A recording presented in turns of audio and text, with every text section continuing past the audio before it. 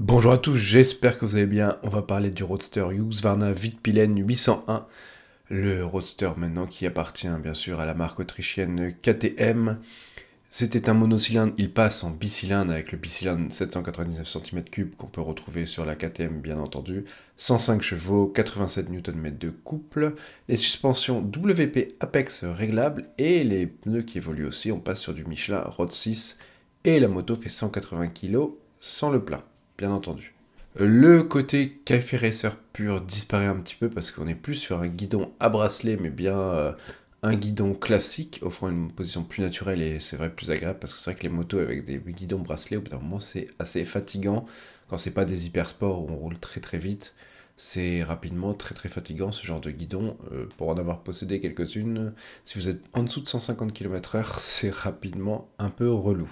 Le style évolue un peu, on passe sur quelque chose d'un peu plus routier. Franchement, moi je la trouve sublime là, avec sa petite déco jaune. Je vous montre une photo maintenant. Waouh, je la trouvais déjà très belle cette Vitpilen, mais je trouve qu'elle est encore plus jolie qu'avant. Il y a énormément d'efforts côté esthétique sur cette moto qui sont faits. On parlait du style, et oui, l'aisselle est plus lisse.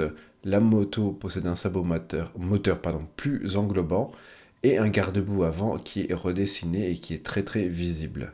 Et le nouveau phare qui tranche avec celui de l'ancienne. Et en bi-LED, et c'est ce phare-là qui donne un petit peu toute la gueule de cette moto, je trouve. Ça part du phare, ça englobe jusqu'au réservoir, et ça lui va extrêmement bien.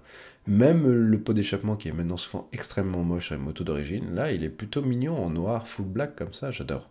Pour ce qui est du côté, on a parlé du moteur et tout ça, vous avez aussi un embrayage anti-dribble et une transmission finale par chaîne. Donc l'anti-dribble c'est super pratique sur des gros freinages et tout ça, ça permet à la moto de pas trop sauter. C'est un gros confort au niveau du pilotage, je trouve. Pardon, le cadre arrière qui est en alliage d'aluminium et le double bras oscillant aussi. Et vous avez du Apex réglable à l'avant et à l'arrière, donc la fourche et les amortisseurs. Le débattement est conservé à 140 mm et 150 mm. Et vous avez du freinage Jijuan, donc la petite marque de KTM, encore une fois, la sous-marque de Brembo. Voilà. Et l'ABS Bosch, qui est en courbe aussi, et qui a un mode super moto. Donc pour ceux qui ne savent pas, l'ABS en courbe, ça permet quand vous freinez dans la courbe, au lieu que ça redresse vachement la moto, vous pouvez rester dans l'angle en freinant, malgré qu'il y ait un ABS. Et ça, en termes de sécurité, c'est dinguissime, c'est ouf, c'est trop bien. La garde au sol est un petit peu réduite, et l'empattement est un petit peu plus élevé, ce qui est normal vu que la moto évolue un petit peu. J'en ai parlé tout à l'heure, mais vous êtes à 180 kg sans les carburants. Et pour le prix, on n'a pas d'annonce officielle, mais on devrait être aux alentours des 11 300 € comme avant. Voilà, je vous souhaite une bonne journée. N'hésitez pas à aller regarder dans la bio de cette vidéo. J'ai fait une petite OP avec Carpura, il y a toujours une réduction possible. Et moi, je touche une petite commission si vous achetez. Je vous fais des bisous et je vous dis à la prochaine. Bye bye les riders.